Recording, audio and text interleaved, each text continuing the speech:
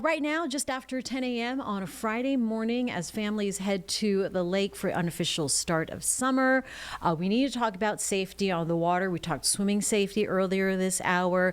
On the water, of course, on a boat is what we're talking about with all of our beautiful lakes here. And ahead of National Boating Safety Week, we're joined by Kelle Lapelusa from Mastercraft about some simple Hello. steps. Hi there. Yes. Kelle, thanks for Good joining us. morning. Good morning to you. All right, so National Boating Safety is coming up. Why is this such an important reminder heading into Memorial Day weekend, Kelle?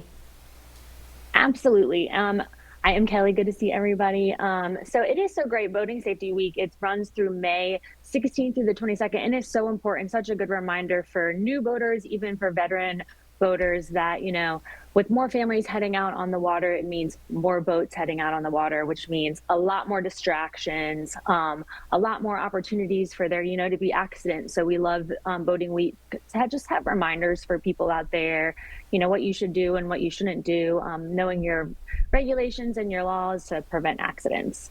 Yeah, I mean, we hear that boating accidents are preventable. And so, what are some of the common mistakes that people make once they get on the water?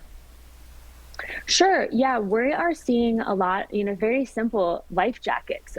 They can save your life. It's very, very preventable. 12 and under are required to have a life jacket.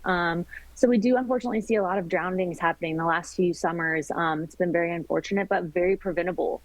Life jackets, you should always have enough on board for people.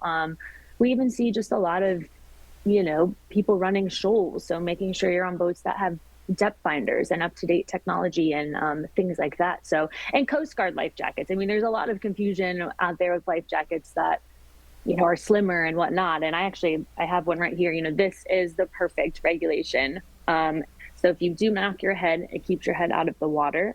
So that's something super preventable that you guys can be utilizing when you head out. Yeah, really simple tip. And what's so to find one that is properly fit? How do people choose one? Mhm.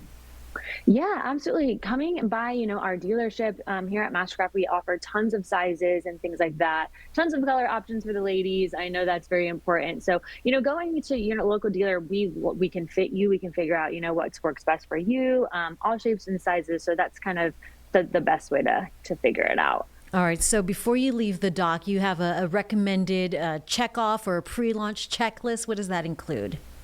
Yes, absolutely. So, especially, I'll jump right in with our newer Mastercraft models. We offer something called telematics, which is great. So through their Connect app, you can actually check the diagnostics of the boat. You can check the battery, things like that. And even if you don't have Mastercraft, if you're just heading out there, I think the best kind of checklist is one, check your weather, use those weather apps. My Radar, I suggest. Wind Compass is a great one. Full tank of gas might a really big one. Making sure you have an anchor on board. A lot of people kind of overcheck that. Again, enough life jackets. Yeah, what else? Just that your engine starts, honestly. So, and a Okay. cell phone. Having a full charge cell phone is important. Yeah, very good. I mean, yeah, weather changes here so quickly in the Carolinas as well. And so a lot of Yes, people might ma'am. be renting boats. So I would imagine a lot of inexperienced boaters out there as well. What are some of the basics that we should be thinking about? Sure. Some of the basics I would say for new boaters is always having your head on a swivel. I mean, treat it like a lot of people, are inexperienced. I think, staying in the main channel and away from the shoreline is always a big deal. Understanding the regulations are 200 feet away from docks, shorelines, watching out of making those repetitive passes with your wakes, things like that. Just newer boaters, just being really, really aware out there. There's no need to go crazy fast. Take it slow, take it easy. Keep people safe. You want to keep those memories safe, and you're out there to have a good time. So, kind of make sure you don't ruin it for everybody else.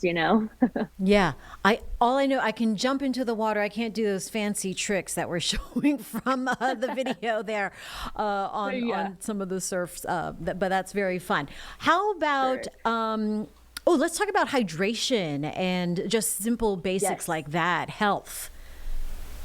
Totally. So obviously it gets super hot out there. Always making sure you have enough water on board, constantly drinking enough water, and drinking responsibly. Alcohol and boating does not go well. We have seen a lot of horrible things that go like that. I mean, it's the same as in a car. The drunk driving applies on the water, and I think a lot of people go out and they forget about that. It is a very real thing. So drinking responsibly also goes hand in hand with waking responsibly. So pushing that is a very big deal. And yeah, having your water is crucial out there, guys. Having a good day.